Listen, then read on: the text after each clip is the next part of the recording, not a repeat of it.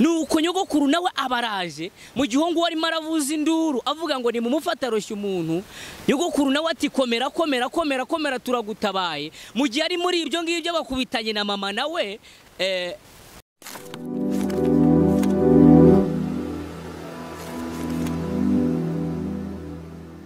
murakoze bene data bakristo bavandimwe n'abandi dufatanyije uru rugendo cyase iyi nzira igana mu ijuru.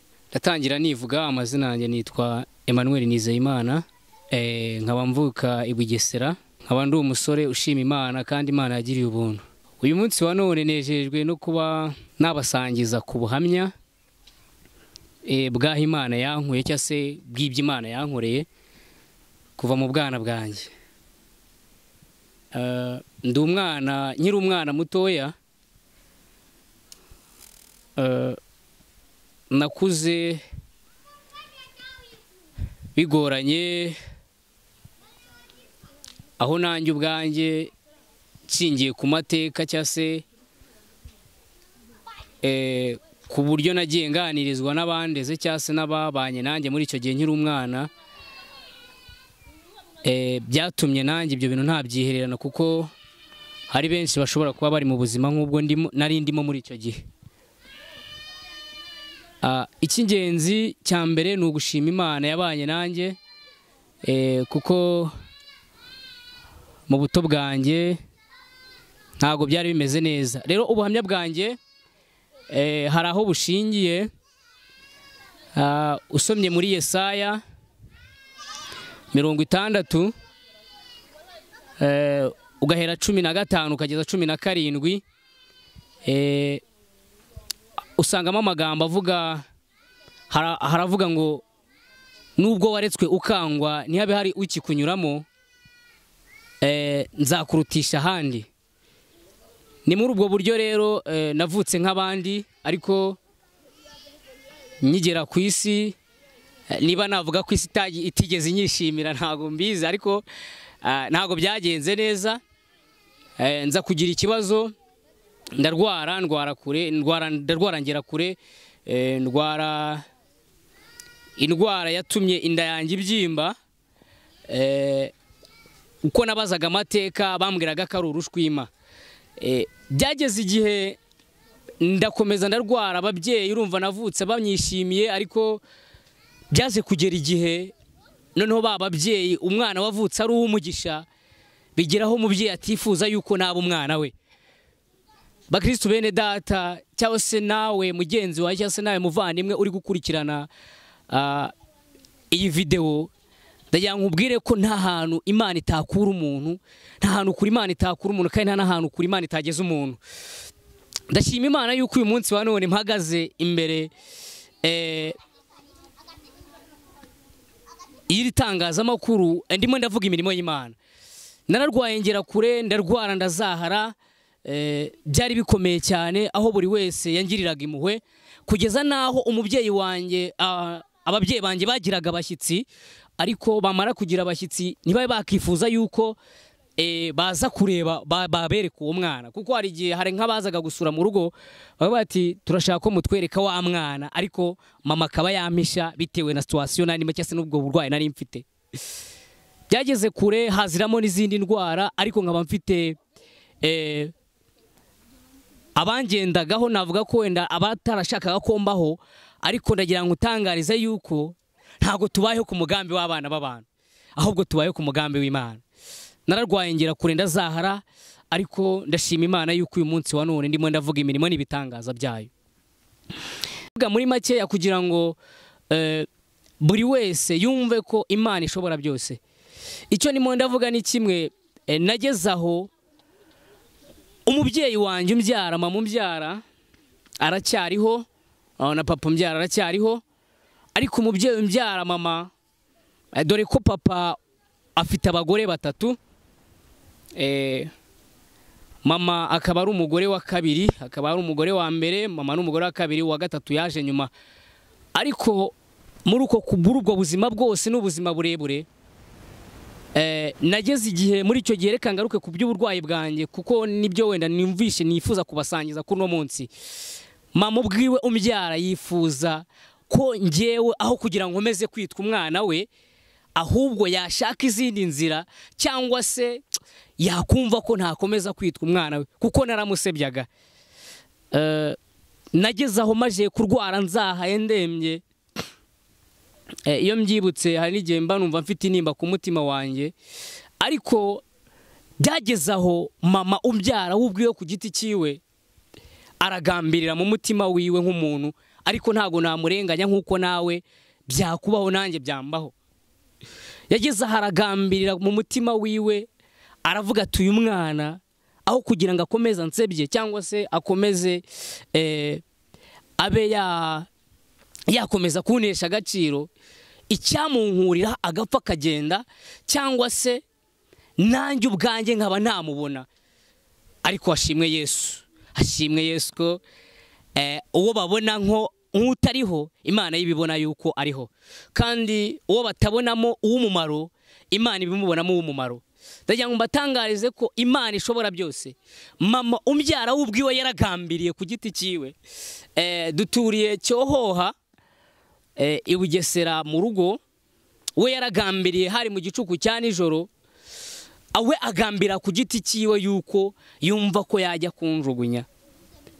Ariko Imana ishimwe, iyo nibutse imirimo n'ibitangaza Imana yakoze, ni ukuri nyiramburira amaboko.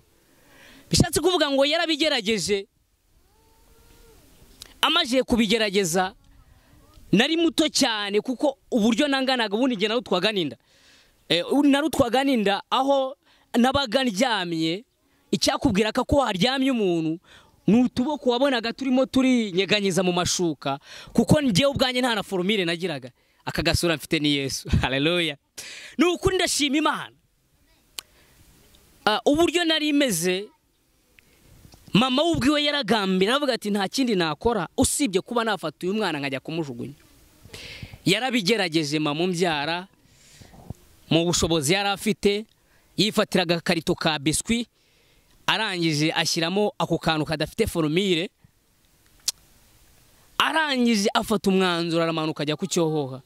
Bene data byari biteye agahinda, byari biteye n'umubabaro, ariko ndashima Imana. Imana n'umukozi w'umuhanga. Mama yafashe umwanzuro arabikora, ashyira mu ikarito ya biswi, ubwo yari yarabura ibitotsi, arangije aramanuka aragenda ajya ku Cyohoha. Arangije mama aramanuka, ariko ubwo ku Cyohoha aho ngaho ndimo ndababwira ibitangaza by'Imana. Hakaba hari umurobyi Imana yabujije amahoro, hakaba hari umurobyi Imana yarajije ijoro yaraye aroba, ariko buri kintu na kimwe. Bimera nka cya gihe ba Petero bari barimo bararoba, ariko bakesha ijoro ntacyo bafashe. Uwo murobyi nawe yaraye ijoro aroba, ariko buri kintu yafata. Mu masaa 9 nibwo yabonye mu miberanya, twe tubyita imiberanya, sinzi uburyo abantu babyita, ariko twebwe tubyita imiberanya. Mama aragenda afata ya karito ya biswi ayishyira mu miberanya. Hari ukuntu imiberanya icika, inaha iwacu tubyita ikibunga, noneho ukasanga igipande kimwe kirimo kiragenda kireremba, kikaba ari igipande gito kiri mu mazi mo hagati, ahandi ari amazi kirimo kiragenda kireremba mu mazi. Ubwo mama we yaragiye afata ya karita ayitereka muri icyo gipande, muri icyo kibunga cyari kirimo kiri ku nkombe, kugira ngo kizantembane, wenda niba ngombwa ingona zizandye, cyangwa se imvubu zizandye, cyangwa se iyo karita izatohe ngwe mu mazi, mbe napfa birangire. Ariko ntakomeje kumusaba. Ariko hashimwe Yesu yuko abo babona ko batakwiye kubaho, Imana yibona yuko umuntu akwiye kubaho. Imana n'umukozi w'umuhanga. Uwo murobyi abona mama ari muri iyo miberanya, arimo arashyiramo iyo karito, akeka ko ari bamwe mu bantu bajya babiba amafi, kuko bari bamaze igihe ngo bajya kuroba bagasanga amafi yabo bayatwaye. Imana ishimwe. Nuko arangije uwo murobyi aravuga ati ntago najya kubwira, ntago nakangura muntu, kuko ndamutse mukanze ari amafi ntago nayabona, dore ko nabuze n'ifi nimwe. Ahubwo reka mureke ayahishe hariya, najya kwiba yandi, ahubwo ngenda ca nyuma nge ntora ari amafi arimo, nimara kuyatora nindangiza nyajyane, nindangiza nge kuyagurisha, nindangiza kunywa urwagwa. Dore ko ni wacu bari bafite akabari k'urwagwa, banacuruza, urumva bari babayeho neza ariko narabasebyaga mu by'ukuri. Imana ishimwe rero kandi tugirire neza. Mama yarabikoze gutya arabigerageza, amaje kubigerageza uwo murobyi abonye mama agikubanuka muri ayo mazi, nta kindi yahise akora, we yahise agashya vuba vuba aragenda ajya kuri cya kibunga cyari kiri aho ngaho yaramaje kunereka. Mu gihe uwo murobyi afunguye ikarito akubitana na ka kantu kadafite foromire, akubitana na ka kantu gakanura ukuntu nyine kuko nta sura nari mfite mu by'ukuri. Haleluya. Arangije akubitana nanjye abona ububoko burimo burigira gutya, sinzi uburyo nabivugamo, nuko nicaye iyo mba mpagaze mba mbikoze, ariko nari meze nabi mu by'ukuri. Arangije mu by'ukuri, arangije we mu kukubitana nako gasura, nta kindi uwo murobyi yahise avuga, yahise atera induru hejuru aravuga ati ni mumufate aroshya umuntu. Mani tugirire neza, ni mumufate aroshya umuntu. Noneho mu gihe ari muri ibyo ngibyo, mama nawe abarashituye arirukanse, ariko ubwo ngubwo Imana kuko ari umukozi w'umuhanga ikaba yarayibuza amahoro nyogokuru, mama ubyara mama nyogokuru wanjye arara ijoro. We yankundaga kubi, nubwo nari ndi muri ibyo bigeragezo, nubwo nari ndi muri ibyo bibazo, nyogokuru wanjye we yankundaga kubi. Arangije nyogokuru akaba yaraye ijoro arimo arashaka kuza kureba wa mwuzukuru wiwe. Imana ishimwe. Nubwo hari abagutaye, nubwo hari abakwanze, nubwo hari abakuvuma, Imana yacu iracyagukunda. Ndagira ngo uhumurize, Imana itugirire neza. Nuko nyogokuru nawe abaraje, mu gihe ngo arimo aravuza induru avuga ngo ni mumufate aroshya umuntu, nyogokuru nawe ati komera turagutabaye. Mu gihe ari muri ibyo ngibyo bakubitanye na mama nawe amaguru ari kuyabangira ingata. Arangije amubonye nyogokuru aramubwira ati niko ubwo si wowe uvuye kundohera umwana. Mama nta kindi cyabayeho, yabaye nk'uguye igihumure. Nyogokuru nawe arangije uwo murobyi nawe baba baraho, nyogokuru araho na mama araho, uwo murobyi nawe barazamutse ababagezeho.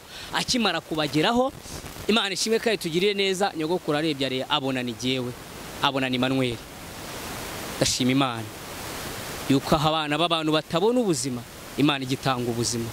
Yuko abana b'abantu babona ko bidashoboka, Imana ijya ibihindura ibishoboka. Bibaho muri ubwo buzima. Nuko maze nihuse, nyogokuru ahita abwira mama ati n'undi munsi ndakwihanije uyu mwana ntuzongere kumwita mwana wawe, kuko aho wari umutaye ntago wari kuzongera kumubona. Ndamujyanye mugira uwanjye, n'undi munsi ntuzongere gutekereza uvuga ngo Manuel ni umwana wawe. Ariko Imana ishimwe kandi tugirire neza. Aragenda aranyondora, yarasengaga agakangira mu byumba by'amasengesho bakansengera. Kubw'imirimo n'ibitangaza uko bagendaga basenga, bene data ndagira ngo mbabwire ko Imana ikora, yanda yagendaga igabanyuka. Ubu ngubu ndamutse mpagurutse namwe murabibona, taye yanjye ukuntu imeze, yanda ntayo wabona. Ndi umusore ushima Imana, ndi umusore Imana yagiriye ubuntu. Ndagira ngo ngutangarize ngo Imana kugira ngo ikugire uwukomeye nuko ibanza kukunyuza mu bikomeye. Imana ishimwe kandi tugire neza. Nyuma y'ibyo ngibyo naragiye mba kwa nyogokuru, aranyendura ndakura, ariko maje kugira hahandi umwana aryoha, mama araza ateza urubanza. Aravuga ati nkeneye umwana wanjye, nyogokuru ati ibyo twavuganye ntago ubizi. Mama ati nkeneye umwana wanjye. Ariko Imana ishimwe yuko bariya bagutaye igihe kimwe bazakugarukira utabahamagaye, bitewe n'imirimo n'ibitangaza Imana izaba yakoreye muri wewe. Nuko maze mukecuru aravuga ati aho kugira ngo twihe rubanda mufata umujyane. Ariko mu by'ukuri nanjye ntago niyumvagamo mama cyane, kuko mama nabonaga ni uwo mukecuru wambaga hafi. Imana ishimwe kandi tugirire neza, Imana iturengere. Nuko maze ndagenda ndakura, mu kwiga kwanjye niga nabi, bibintu bikomeye, nkazanirwa niga ndwaragurika bandoga.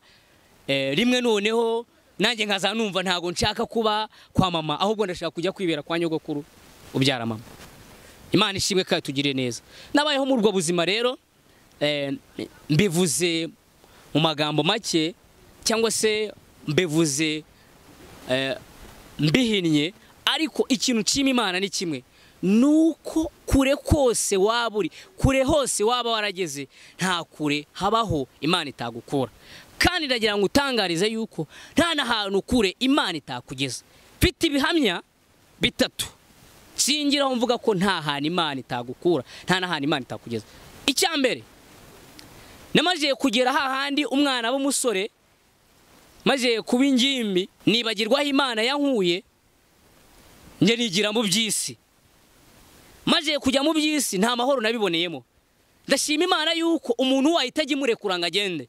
Birashoboka yuko ushobora kujya kwivuruguta mu byaha Imana ikakureka ikakwihorera, bitewe nuko ariko gahondesha ishaka kugukoresha kugira ngo ibanze gucure, yarangiza ikaguhombya bya bindi wibwiraga ko ari iby'inyungu zawe kugira ngo igaruke imbere yayo. Nari mfite byinshi, nakoze byinshi, nabonye amafaranga menshi muri ubwo buzima maje kuba umusore, kuko nibageza ishuri ndarihagarika nigira gushaka ubuzima, kandi amafaranga nanayabona ariko yambereye impfabusa. Ikintu nshimira Imana nuko yaje kubona yuko igihe gigeze cyane gikwiriye cyo kuba nayikorera, irangije irampamagara. Ubu ndashima Imana yuko yampamagaye nkaba ndimo ndatanga ubuhamya. Bimwe mu bintu by'ingenzi, wenda ikindi cya kabiri navuga mbere yuko wenda nasoza, ndashima Imana yuko yampamagaye irangije ikama n'umuhamagaro wayo, irangije imimano. Ntago nava imbere ya kamera ntabivuze, imimano yo kuririmba, imimano yo kuririmba imindura umuhanzi. Ubu tuvugana nta minsi myinshi ishize nkubutse mu gihugu cy'u Burundi mvuye kuvuga Imana. Ndashima Imana yuko yavuze ijambo kuri jewe ikabiri mirarisohoza. Wa wundi bajugunye ubu ngubu ndimo ndataharata, na manuka navuga ati nagera ku gasantere nenda kugera mu rugo, nkavuga ati nyamara umukecuru amaze iminsi mu rugo, reka manuka nagafuka k'umuceri cyasa akavuka kakawunga, naho yumva ukuntu Yesu agira neza kuko mvuye mu ivuga butumwa. Imana ishimwe kandi tugirire neza. Nyamara mu bihe byari bigoye, mama ntago yumvaga ko nabo umumaro, yaramonaga akambona ko nafatika. Ikindi ndimo ndashimira Imana nuko ikinkomeje mu gakiza kayo. Imana ishimwe kandi tugirire neza. Ndagira ngo rero mu gihe nk'iki ngiki, ushobora kuba nawe uri mu gihe kigoye, ushobora kuba nawe uruhijwe n'ubuzima, ushobora kuba nawe ugeze kure mu burwayi, ushobora kuba nawe uhura n'intambara, ushobora kuba nawe uhura n'ingorane, ushobora kuba nawe uhura n'ibigeragezo, abantu bakaba barakuvuyeho, imiryango ikaba yarakuretse, abavandimwe bakaba barakuretse, ibyawe byose byaragushizeho, ukaba wumva ntaho uhagaze. Ndagira ngo nkubwire ngo niba ufite Uwiteka Imana, ndagira ngo nkubwire ngo kuba ufite Uwiteka Imana byonyine, ngo kubaho Uwiteka nibwo bwenge, ngo kandi kuva mu byaha niko kuzishuka. Ndagira ngo nkubwire ngo kuba ufite Imana byonyine nicyo gishoro cyambere, kuba ufite Uwiteka nicyo gishoro cyambere. Ndagira ngo nkubwire ngo amafaranga arashira ariko Uwiteka nta hazajya. Ijambo ryarambwiye ngo uko yarari kera na n'uyu munsi niko akiri, uko yakizaga basogokuruza na n'uyu munsi niko. Imana yatabaye Emmanuel nawe yagutabara, Imana yatabaye ngiye kangura mu biyobyabwenge nawe yagukura mu biyobyabwenge. Ntago naguciraho iteka, ariko ndagira ngo nkubwire ngo niba nawe wumva uruhijwe n'umubiri, nawe uruhijwe n'ubuzima tubayemo bw'iyi si, ndagira ngo uyu munsi wa none nkubwire ko Imana yacu igihari kandi Imana yacu igikora.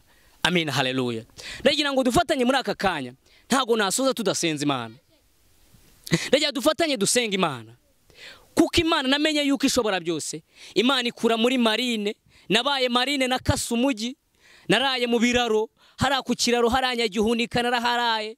Ubwo najyaga kwiga, namara kujya kwiga nkiga mu gitondo, nkahita nibuka ko ikigoroba abagabo bashora inyanya Kigali bari buzamukane ibitebo by'inyanya tukajya gusunika kugira ngo tubone yo kunywera urwagwa. Ako kanya amasomo y'ikigoroba simbe nyize, nkahita nsohoka narangiza nkajya gusunika imizigo, ariko hashimwe Yesu yuko yantabaye.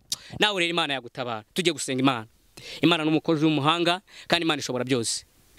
Uri Uwiteka, uri Imana ishobora byose, uri Imana rubasha, uri Imana ivuga bikaba, uri Imana itegeka bigakomera. Isaha nk'iyi ngiyi Data wa twese tugushimiye kutwemereye kuduha umwanya nk'uyu nguyu, wabanye natwe Mwami mwiza. Ntago ari twebwe ahubwo izina ryawe rihabwa icyubahiro. Twa turimo turavuga imirimo yawe n'ibitangaza byawe.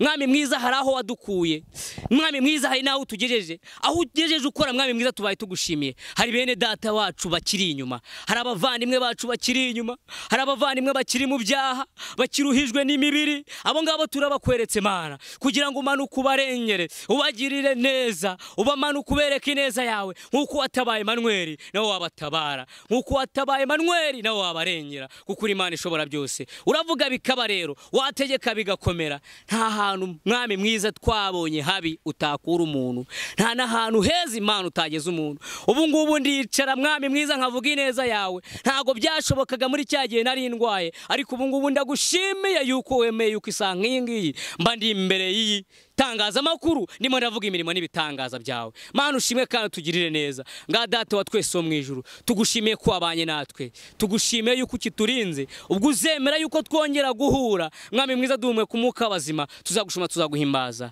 byose ni mwiza Yesu Kristo ku musaraba amen amen kandi Imana ikomeze kubagira neza nababwiye ko Imana yampaye umuhamagaro nago nagenda nkabaririmbiyeho gatoya muri zimwe mu ndirimbo mfite Imana yabashije yanyujijemo mu bihangano yanyujijemo kugira ngo mbashe kuba nayivuga reka ndirimba gatero kamwe k'indirimbo yanjye yitwa Rubasha ahasigaye Imana ibaho umugisha tuzasubira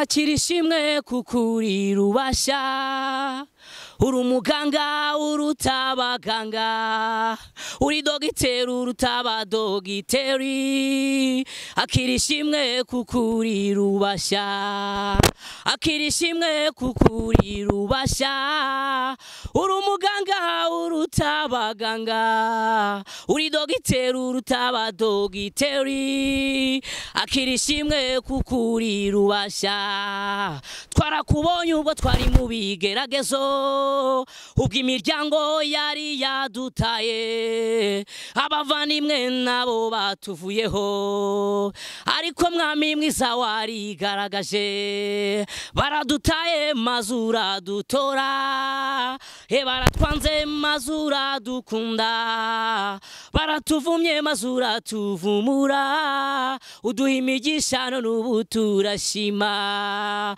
akirishimwe kukuri Rubasha uri umuganga urutabaganga uri dogiteri urutabadogiteri akirishimwe kukuri Rubasha Imana ishimwe kandi ibaho umugisha ntago nasoza ntababwiye ko Imana igira neza kandi nanabashishikariza rwose ukeneye ibihangano byanjye yajya kuri Gafiriti wandika Gafiriti kuri YouTube ugahita ubona ibihangano byanjye ariko nanabashishikariza gukora subscribe kuri no channel ujyaho ukabona ibikorwa byose ukaba wakora subscribe ugakora share ugasharinga ugasangiza bene data batamenya aya makuru ukabasangiza kuri ubu butumwa bwiza kugira ngo Imana ikomeze guhabwa icyubahiro murakoze Imana ibaho umugisha tuzasubira.